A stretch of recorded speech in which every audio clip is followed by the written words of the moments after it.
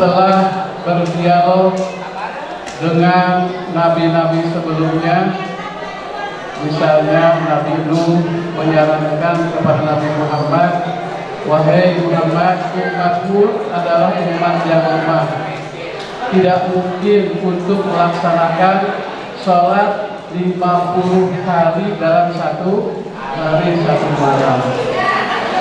Cerita pendeknya, sampailah setelah berdialog dengan Allah, maka Allah memerintahkan kepada umat Muhammad untuk melaksanakan sholat dalam satu hari satu malam itu adalah 5 waktu, yaitu sholat zuhur, asar, maghrib, isya dan subuh. 5 waktu pun umat Muhammad sudah banyak yang tidak mampu. Coba bayangkan kalau 50 kali dalam satu hari satu malam, bagaimana? Sudah luar biasa, pastilah tidak mampu. Memerintahkan 5 kali saja sudah banyak yang tidak melaksanakan sholat, terutama sholat subuh. Ya, walaupun sholat subuh cuma hanya 2 rakaat, tapi luar biasa. Ya, banyak orang yang meninggalkan sholat subuh. Nah, yang penting saya sampaikan pada saat ini adalah bagaimana ya tata cara sholat, baik itu sholat ketika sholat munfarid atau sholat sendirian ataupun sholat berjamaah. Oke, untuk mempersingkat waktu ya, banyak ketika melaksanakan sholat itu dalam prakteknya banyak yang kurang tepat. Misalnya ketika mengucapkan niat, ya, ketika ucapan niat itu seringkali tangannya sedang berjalan. Banyaknya demikian.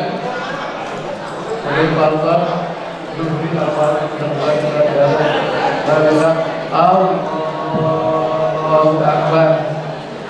Padahal harusnya begini.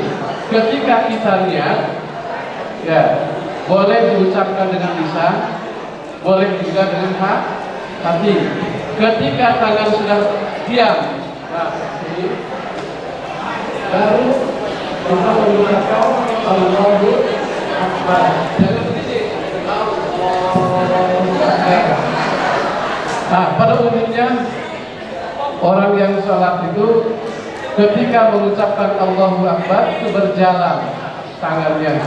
Padahal seharusnya ketika kita sudah selesai mengucapkan takbir dan tangan sudah siap, baru di sini mengucapkan Allahu Akbar. Allahu Akbar. Jadi tangan sudah di atas. Sekali lagi, ketika mengucapkan takbir, tangan jangan sedang berjalan, tapi harus sudah diam di atas. Allah.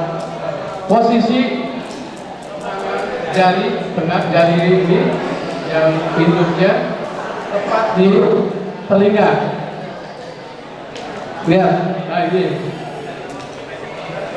Untuk laki-laki ketiaknya itu terbuka. Untuk laki-laki ya, untuk laki-laki ketiaknya terbuka. Allahu Akbar. Sekali lagi, jadi tangan sudah ada di atas. Untuk perempuan, ketiaknya dirapatkan. Ketiaknya dirapatkan. Allahu Akbar. Ini untuk perempuan. Ini hal-hal yang sepele tapi penting. Coba yang ada di sana itu jangan bercanda aja, perhatikan. Oke, ini untuk perempuan. Kelihatannya sepele tapi ini penting. Karena ini adalah tuntunan Rasulullah bagaimana sholat yang benar, gerakan-gerakannya yang tepat. Salah satu Pak, suruh jadi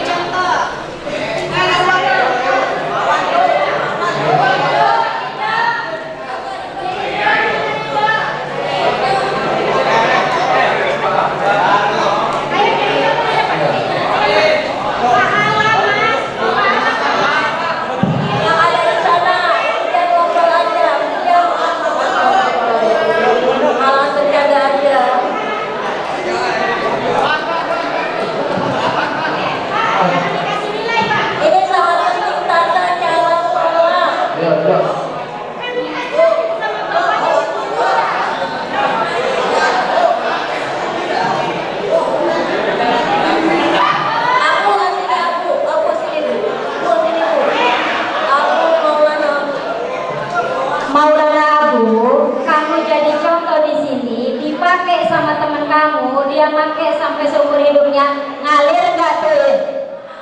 Ngalir nggak tuh pahalanya? Iya, ayo coba. Mau pahala nggak? Ayo. Nah, aplaus.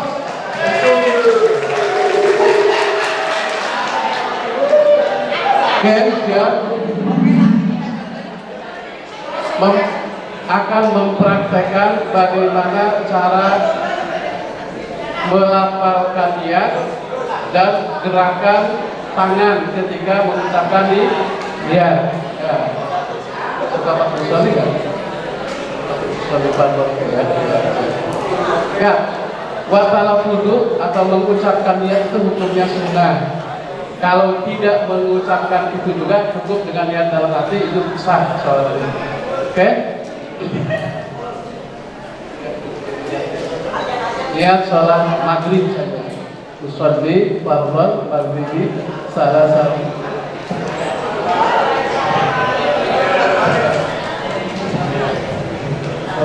Usolli fardhon maghribi salah mustaqbilan qiblat jadahan lillahi ta'ala.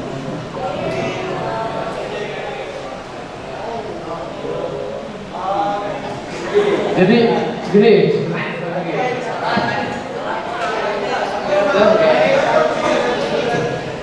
Allah tangan sudah di atas sini ya.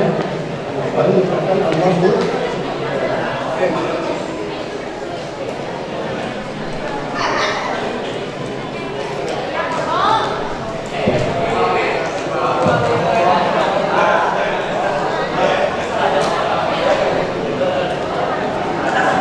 Udah, begitu ya. Jadi untuk laki-laki. Jadi untuk laki-laki ketiaknya agak dibuka. Tapi jangan terlalu dibuka begini, jangan. Agak dibuka.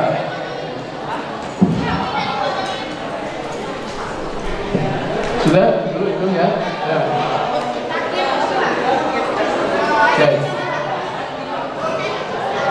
Oke, itu yang pertama. Jadi ketika kita mengucapkan Allahu Akbar, tangan sudah ada di searah dengan telinga.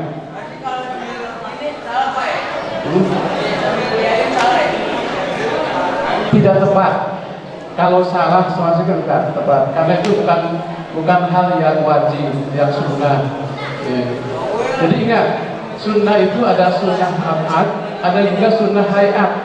Sunnah hayat itu adalah sunnah yang terkecil lah. Jadi tidak mengakibatkan batal salatnya, tidak. Tapi kalau ingin mengikuti tuntunan Rasulullah, tata cara salatnya seperti itu. Jadi adalah perbuatan sunnah. Oke, setelah takbiratul ihram, lalu kita membaca doa iftitah. Ada yang membacanya dari mulai Allahu Akbar kabira warham dikasira wa subha wa asila inni wajjahtu fataras samawa hanifah wa ma ana minal inna sholat wa nusuki billahi. Nah, setelah itu baru kita membaca surah Fatihah. Nah, ini yang paling harus diperhatikan. Kalau kalian sudah membaca kitab Safinatul Najah, kalian harus bisa menghibur sensasi supaya dipuji orang. Bacaan surat panjang.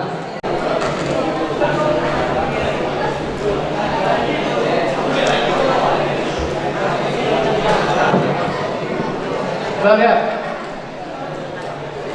duduk tahiyat awal. Nanti berbeda dengan duduk tahiyat akhir. Kemudian tangan harus betul-betul ke depan. Nah, gitu. Nanti kalau baca asyhadu an la ilaha illallah, tangan telunjuk sudah di. Begitu asyhadu an la ilaha illallah, telunjuk harus diangkat. Oke. Coba sudah kelihatan kakinya terutama. Tuh lihat kakinya ditekan. Tangannya harus lurus baik kanan ataupun kiri. Nah begini. Tapi kalau yang sebelah kanan nanti ketika membaca membaca syahadah diangkat. Oke. Ada yang suka telunjuknya digini-gini, ada? Oke.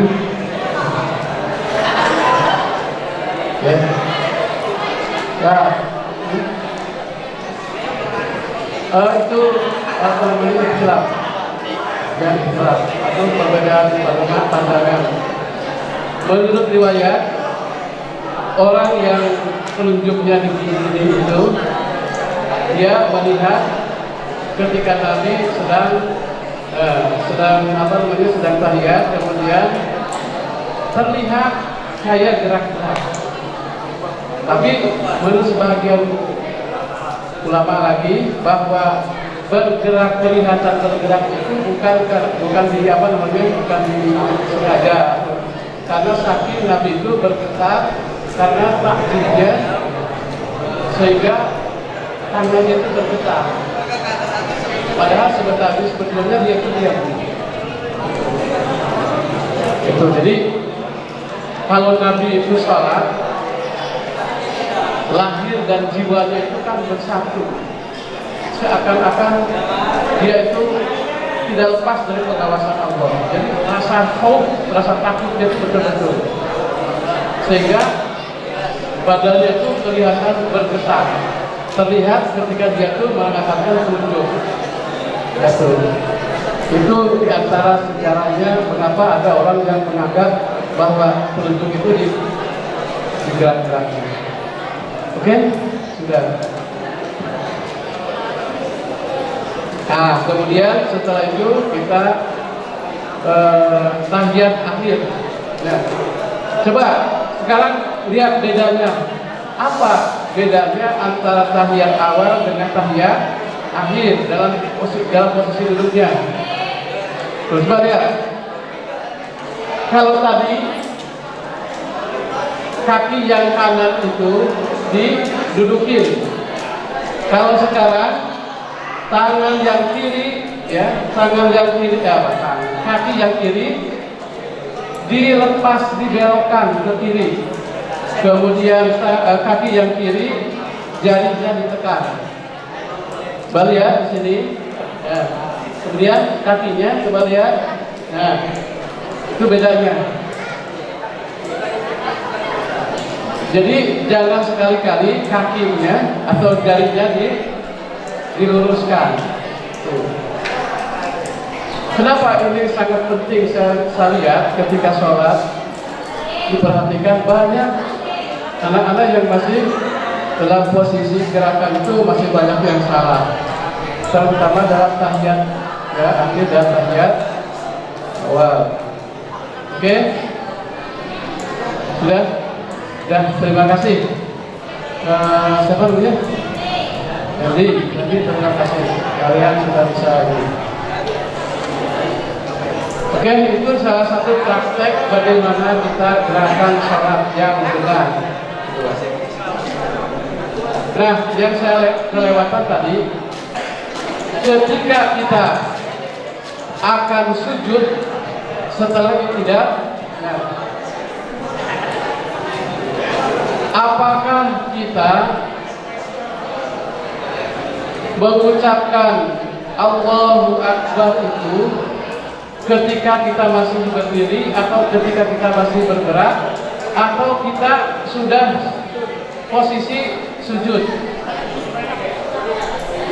Ya, perhatikan. Ketika mengucapkan Allahu Akbar mau sujud, ucapan Allahu Akbar itu apakah kita sedang bergerak atau kita sudah posisi yang betul sujud? Nah, pada umumnya ini saya sebut saja ya, pada umumnya mengucapkan Allahu Akbar itu ketika sedang bergerak. Misalnya begini.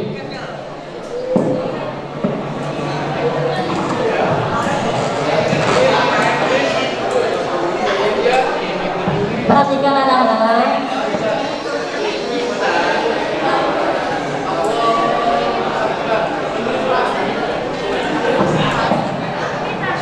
Ya, tuntunan Rasulullah ketika kita akan mengucapkan Allahu Akbar mau sujud, maka ucapan itu harus diucapkan ketika sudah sempurna ada di tempat sujud. Misalnya begini,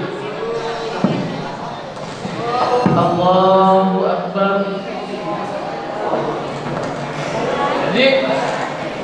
Jadi dibuka begini.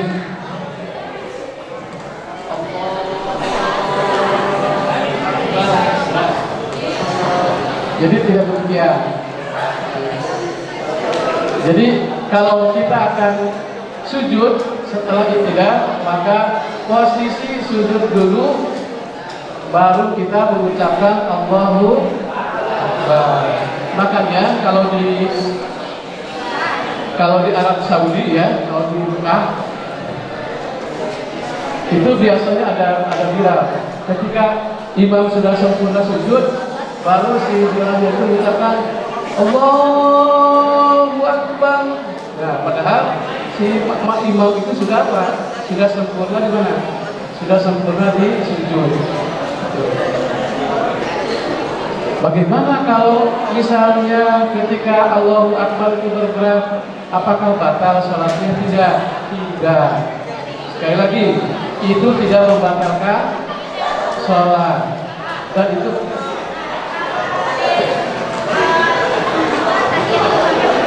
ya. Setelah ya. Langsung. Tolong yang perempuan contohin satu. Saya butuh dokumentasi untuk yang perempuan. Ayo. Siapa yang berani? Cindra, mana Cindra? Cindra, sini Cindra. Maju. Sini. Ayo Cid.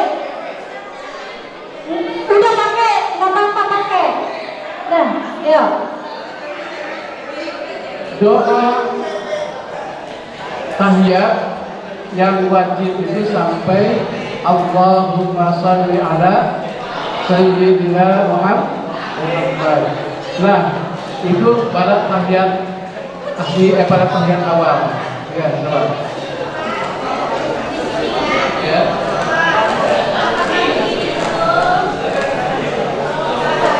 Ya. Ya.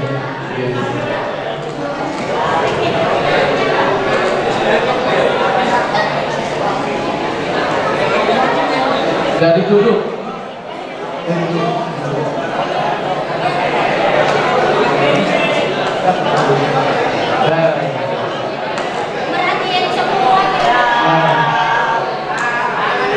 Ya, kemudian obat bangkit.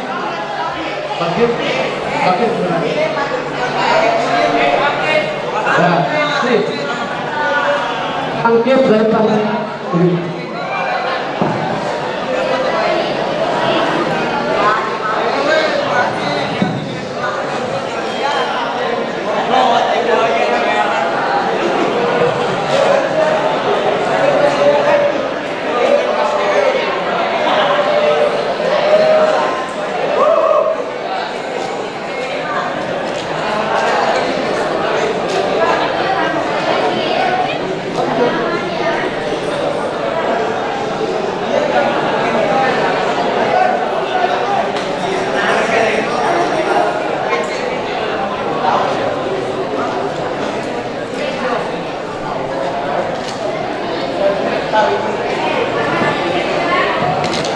Itu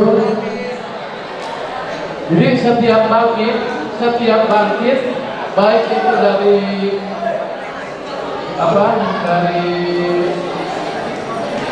sujud mau berdiri, jadi tangan dulu harus ditekankan ke depan. Karena sekarang itu masih banyak yang ketika bangkit itu begini.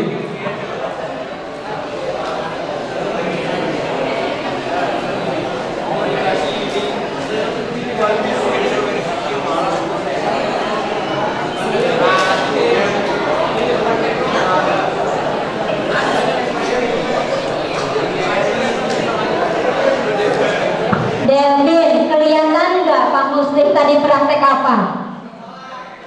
Hah? Praktek sholatnya bagian mana? Hah? Bagian apa? Mana ada sujud-sujudnya tadi? Hah? Atahiyatul. Makanya diperhatiin Randy, Devin dan kawan-kawan, Rifki Nabawi, ya, dilihat. Lanjut Pak.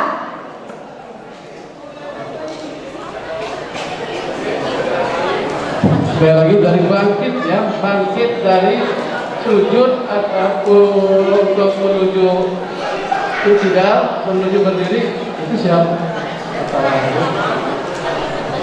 Ya, menuju tidak. Jadi tidak langsung berdiri. Tidak langsung berdiri, tapi harus meletakkan tangan ke depan, ditekan, baru kita bangkit. Ya.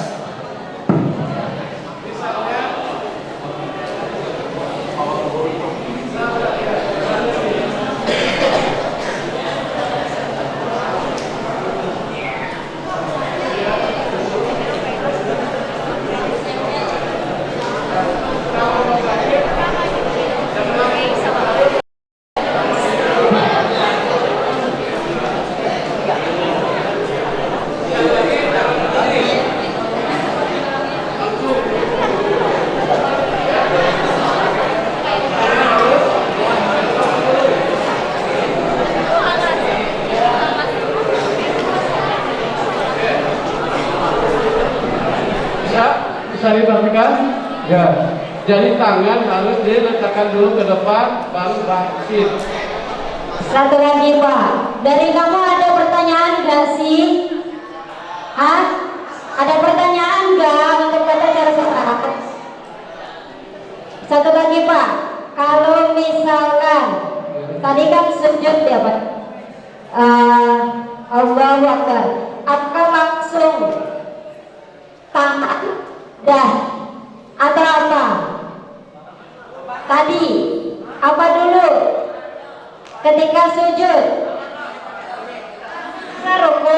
setelah ruku Allahu Akbar, tambah sujud.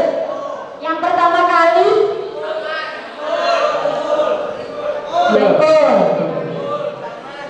Berarti merhatiin ya. Oke, siap Nova. Tuh ya.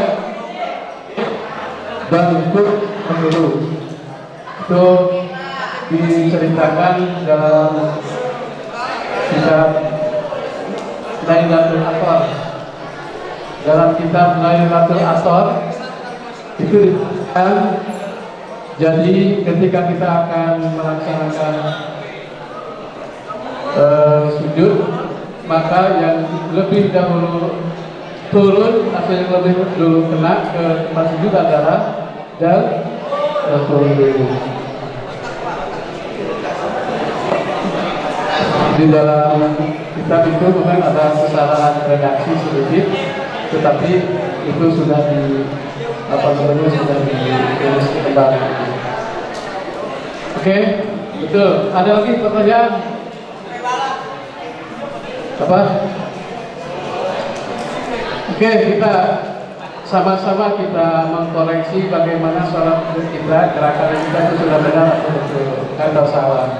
Oleh karena itu pada saat ini kita perlu sama-sama untuk memperbaiki bagaimana cara atau tata cara sholat atau gerakan sholat yang sesuai dengan tuntunan Rasulullah SAW. Oke, kalau tidak ada kita lanjutkan kepada dalil-dalil tentang perintah. Udah cukup tadi praktek? Udah cukup? Ya, kalau sudah cukup kita lanjutkan barusan kepada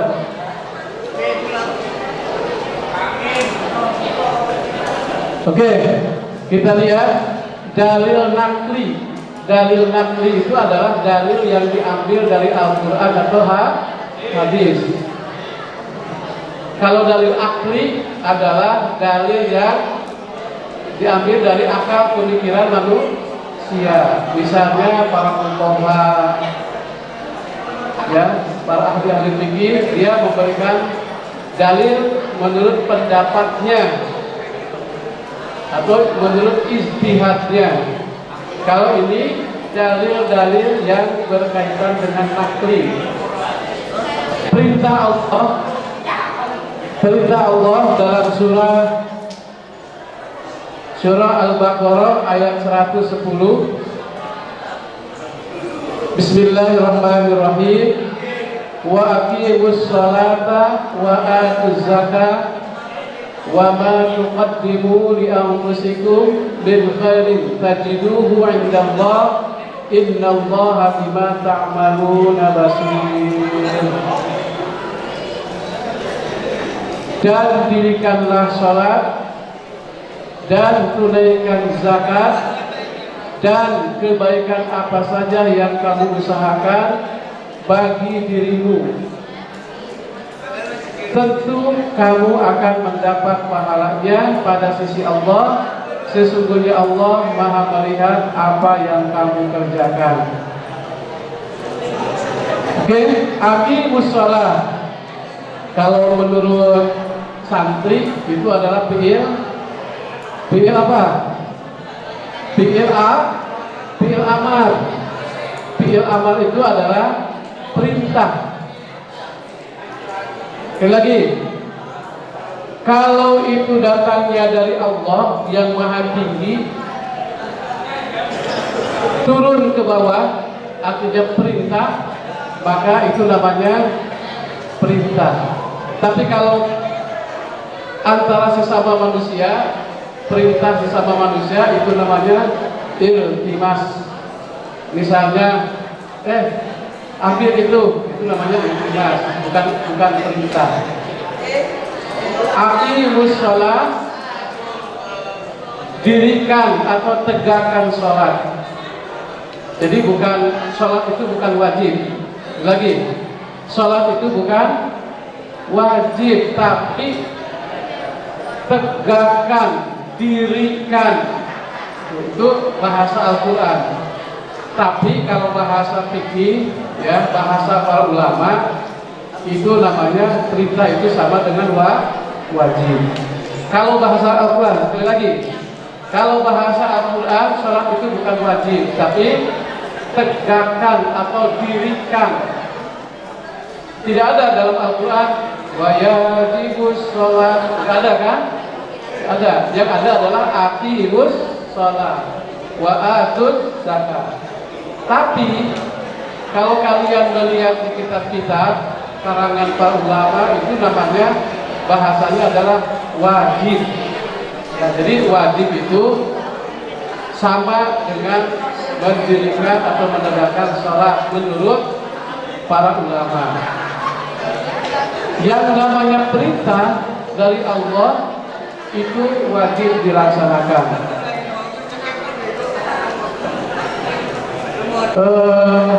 Apa namanya? Asal dari amal itu hukumnya wajib. Ya, jadi tidak. Tapi nanti kalau kalian belajar usul fikih, amal itu, fi'il amal itu bisa berubah menjadi sunnah, bisa berubah menjadi mubah dan lain sebagainya. Nah, nanti ada apa namanya? Ada pembelokannya. Asalnya wajib, tapi bisa menjadi boleh. Contoh, ketika kita dalam keadaan darurat sehingga menimbulkan, kalau kita tidak dimakan daging itu misalnya, akan menimbulkan kematian. Walaupun itu dagingnya haram atau bangke, ya, haram, pokoknya haram. Tapi dalam keadaan darurat kita yang betul-betul darurat, maka hukum perintah itu bisa menjadi boleh, menjadi ubah. Itu. Nah, kalau kita berbicara masalah nahwu, mungkin banyak itunya caranya atau ragamnya. Yang jelas, dalil naqli yang memerintahkan kita melaksanakan sholat tercantum di dalam surat Al-Baqarah ayat 110, yaitu bergandengan dengan perintah zakat. Nah, seperti kalian sudah melaksanakan ibadah zakat. Ibadah zakat itu adalah ibadah yang ghair mahdoh. Sekali lagi, zakat itu adalah ibadah ghair mahdoh.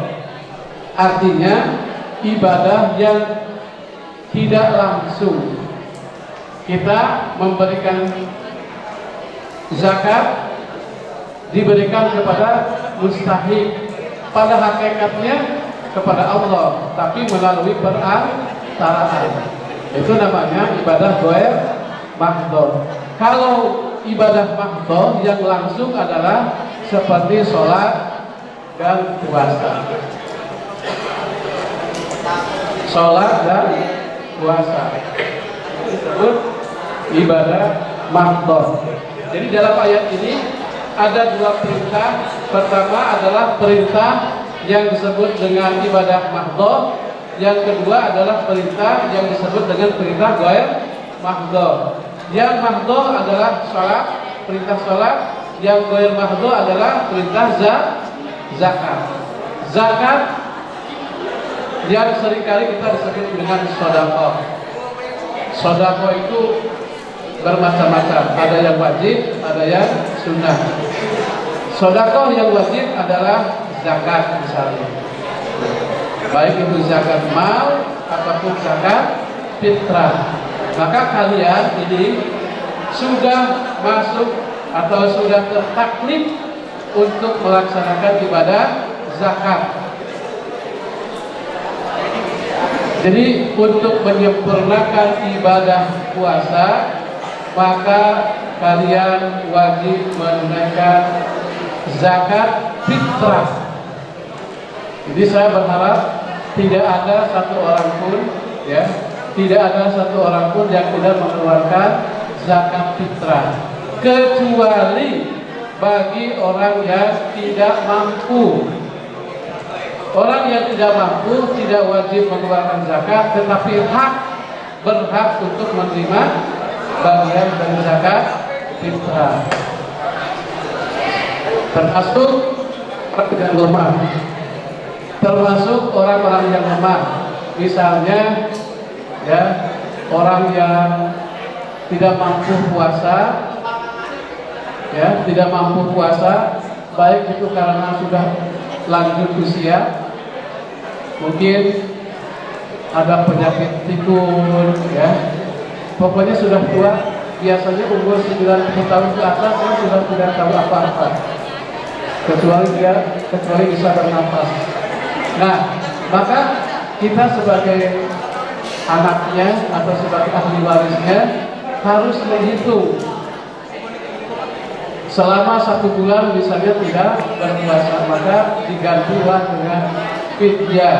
Karena tidak mungkin, walaupun dia harus qadha misalnya di bulan lain, tidak mungkin, karena lanjut usia, maka diganti dengan fidyah. Oke. Fidyah itu ukurannya gimana? Ya, ukurannya adalah cukup untuk makan 1 kali dengan temannya. Kalau dengan uang misalnya cukuplah dengan 50.000 misalnya. Nah, bisa berikan beras, bisa diberikan temannya. Ya. Oke, lanjut.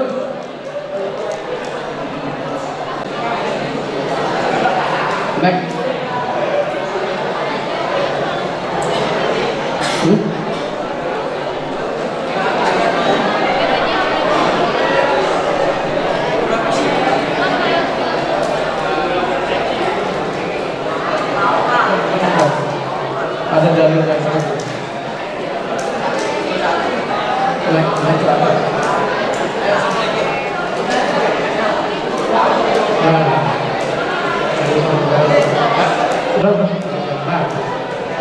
Lanjut, masih perintah sholat dalam Al-Quran.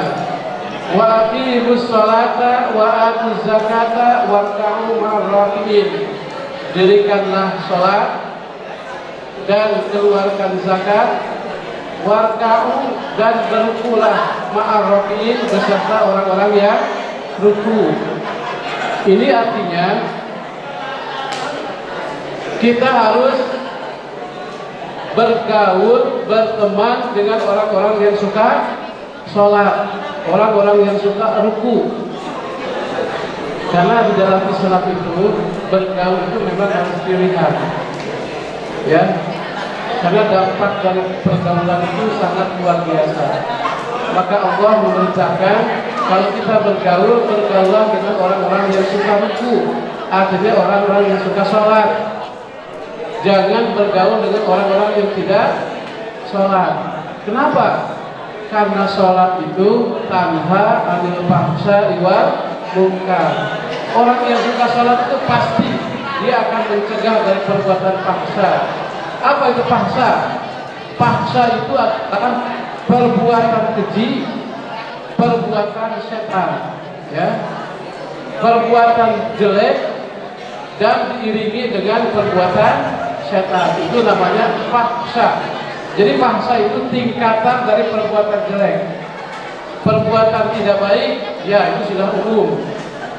Tapi kalau fahsya, tingkatan dari perbuatan jelek. Dalam bahasa Arab, perbuatan jelek itu disebut dengan asu, ya, disebut dengan asu atau as-sa'a.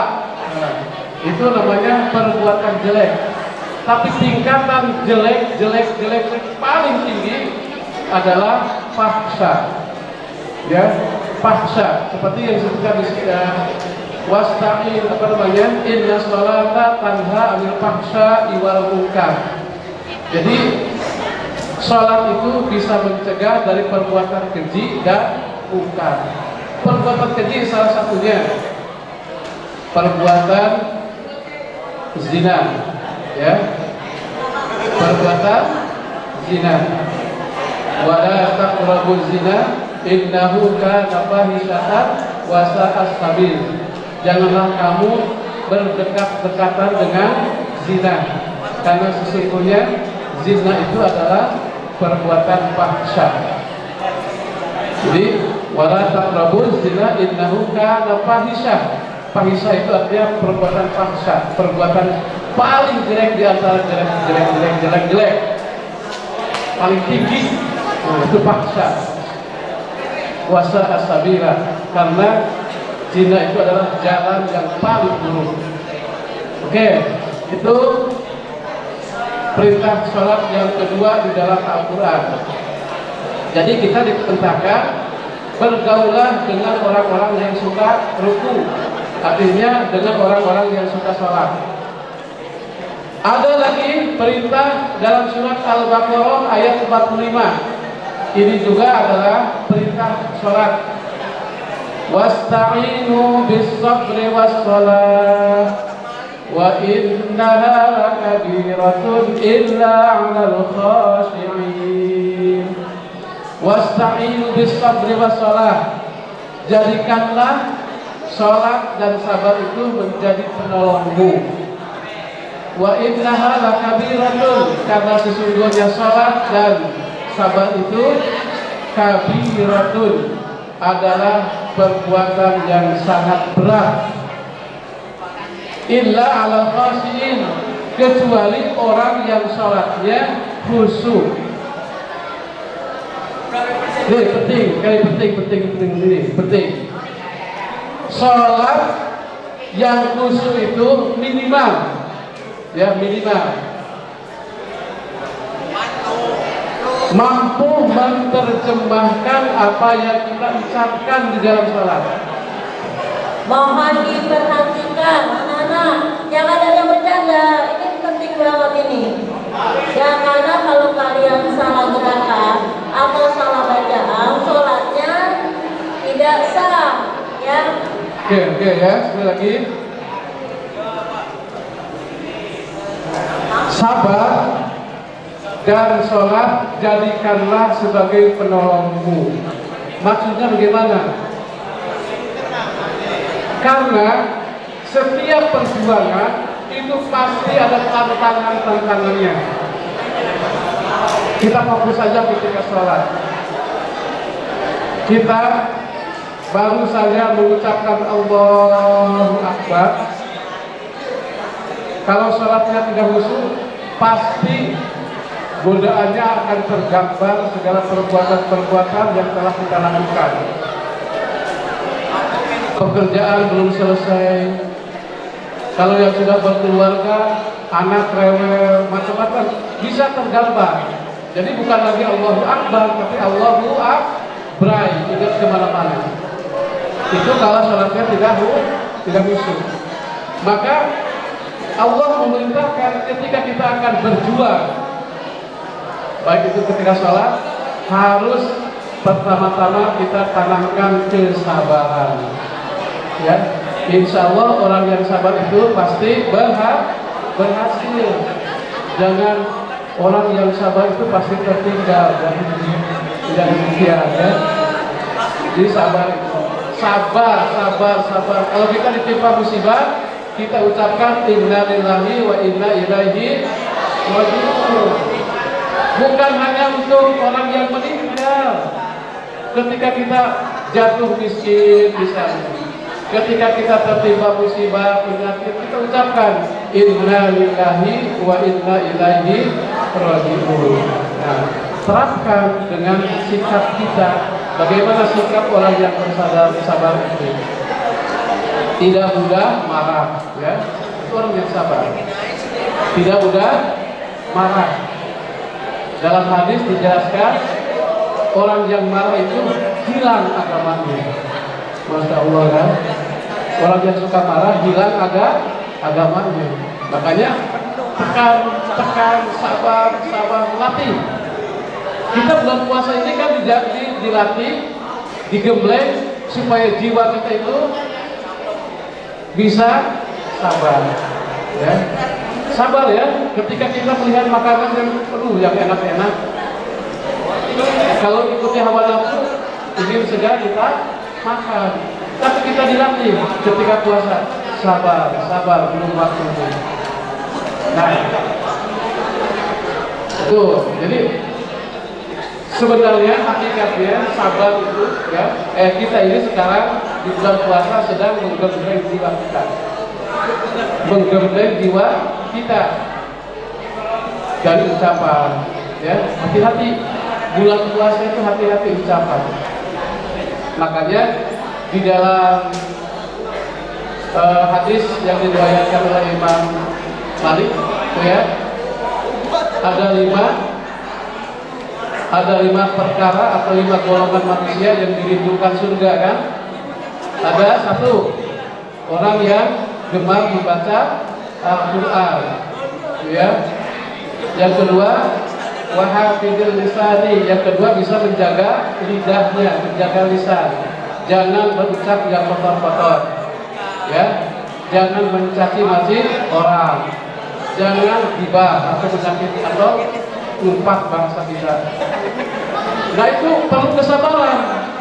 Tidak mungkin orang yang tidak memiliki kesabaran bisa menahan itu. Maka sekali lagi menekankan Allah, wasta'inu bisabri. Jadikanlah kesabaran itu menjadi penolongmu. Insya Allah kalau kita menanamkan sabar, maka ucapan-ucapan kotor tidak akan keluar. Ya. Kemudian perbuatan-perbuatan yang menimbulkan batalnya pahala puasa tidak akan dilakukan. Kenapa? Karena sudah tertanam dalam jiwa, dilatih dalam jiwa kita di bulan puasa ini dengan sikap sabar. Nah, jadi ada 2 yang perlu kita tanamkan di dalam perbuatan kita, yaitu 1 sabar, yang kedua sholat. Tadi sudah ada dalilnya kenapa kita harus sabar ketika sholat, karena sholat bisa mencegah perbuatan keji dan munkar. Wa innaha lakabiratun illa 'alal khashiyin. karena sesungguhnya sabar dan sholat itu sangat berat, kabiratun, sangat berat. Illa alal khashiyin, kecuali bagi orang-orang yang khusyuk. Sekali lagi, khusyuk minimal apa yang diucapkan atau yang dibacakan oleh tidak bisa dipahami, ya, sehingga pikiran itu tidak kemana-mana. Ingat, orang yang sholat itu bisa celaka kalau dia itu sholatnya tidak fokus, tidak khusyuk. Wailul lil musallin alladzina hum an sholatihim sahun. Celakalah bagi orang-orang yang sholat, yaitu yang sholatnya lalai. Sahun. Sahun itu ada 3. Ya, sahun itu ada 3. Menurut tafsir, sahun itu ada 3. Pertama, sahun qabla sholat. Yang kedua, sahun inda sholat. Yang ketiga, sahun ba'da sholat. Kalau bahasa kitanya, lalai itu dalam sholat ini, dalam sholat, lalai itu ada 3. Satu, lalai sebelum sholat. Yang kedua, lalai ketika sholat. Yang ketiga, lalai setelah sholat. Jadi sahun qabla sholat, sahun inda sholat, sahun ba'da sholat. Contoh sahun sebelum sholat atau lalai sebelum sholat, yaitu suka mengundur-mundur waktu. Mengundur-mundur waktu. Nanti sholat itu jam 1 aja lah, masih ada waktu. Masuk jam 1, aduh, ini berbuat pekerjaan masih. Kalau ada yang tidur, kalau itu ada tidur bangun. Ada yang salah. Ayo, duduk yang tegak. Jangan tentang puasa. Sok lemas. Semua juga puasa. Oke, lagi. Perhatikan, ini penting nih. Apakah kita masuk kepada golongan orang-orang yang lalai sebelum sholat? Nah, kita koreksi sekarang. Jadi ketika kita sudah waktunya sholat zuhur misalnya, menurut kita nanti jam 1 juga masih ada waktu sholat. Sampai waktu sholat, pada jam 1 masih ada lagi alasan. Waduh, pekerjaan belum selesai, nanti dulu. Nah, perbuatan itu namanya lalai sebelum sholat. Sekarang lalai indah sholat, ketika sholat. Contohnya seperti begini, ruku, sujud, sebagaimana biasa ruku, sujud. Tapi pikiran, hati kemana-mana, lalai. Ketika kita pernah rekreasi misalnya ke taman mini mana, ketika sholat dari mulai takbiratul ihram terbayang ada apa, ada permainan apa, permainan segala macam, terbayang padahal dia sedang sholat. Jadi pikiran kemana-mana, gerakan sesuai dengan gerakan sholat, bacaan sesuai dengan bacaan sholat, tapi pikiran kemana-mana. Nah, itu namanya lalai ketika sholat. Yang ketiga, yang terakhir adalah lalai setelah sholat atau sahun ba'da sholat, yaitu dari sholatnya itu tidak membekas sama sekali dalam kehidupannya. Sekali lagi, sholat sesuai dengan kewajibannya, dilaksanakan sholat zuhurnya, sholat asarnya, tapi semua sholat itu tidak diterapkan dalam kehidupannya. Kata sholat bahwa sholat itu mencegah dari perbuatan fahsya dan munkar, tapi ternyata berbuat judi, ya, melaksanakan rentenir, melaksanakan perbuatan-perbuatan yang munkar. Nah, itu adalah orang yang lalai setelah sholat, ba'da sholat. Jadi tidak ada bekasnya sholat itu. Mulut tetap berbuat maksiat, ya. Pekerjaan tangan, kaki semuanya nggak ada, tidak ada bekasnya sholat itu. Tidak menimbulkan pada dirinya tawadhu, ya. Tidak menimbulkan pada dirinya perbuatan yang yang lemah hatinya, atau lebih kepada gerakan-gerakan hidupnya ke arah syariat Islam. Nah, artinya sholat maksiat, sholat dilaksanakan, maksiat jalan.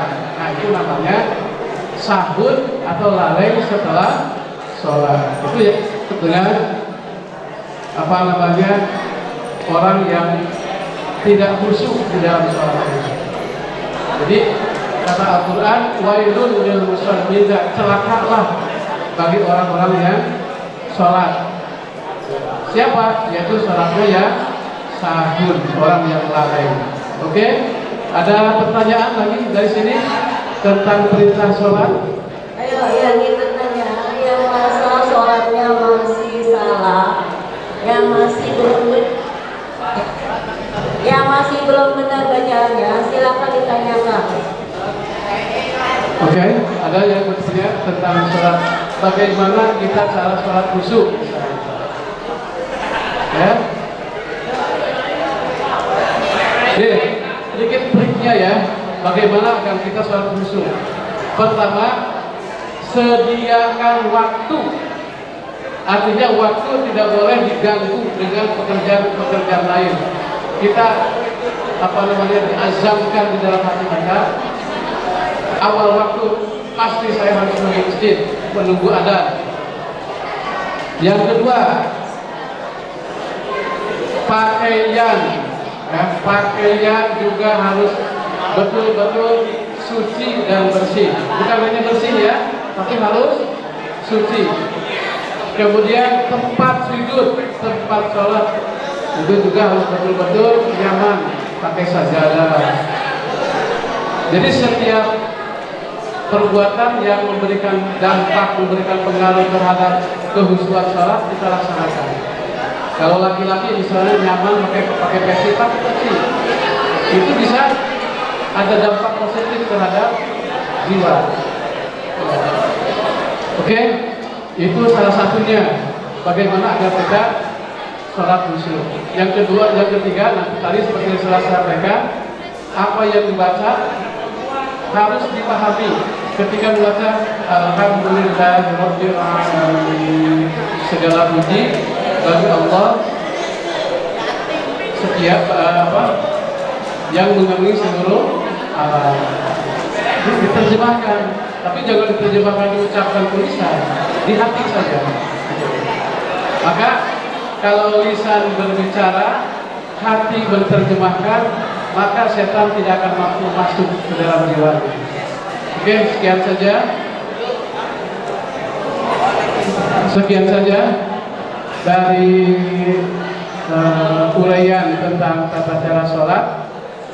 Mudah-mudahan ya bermanfaat, khusus ya saya juga masih belajar.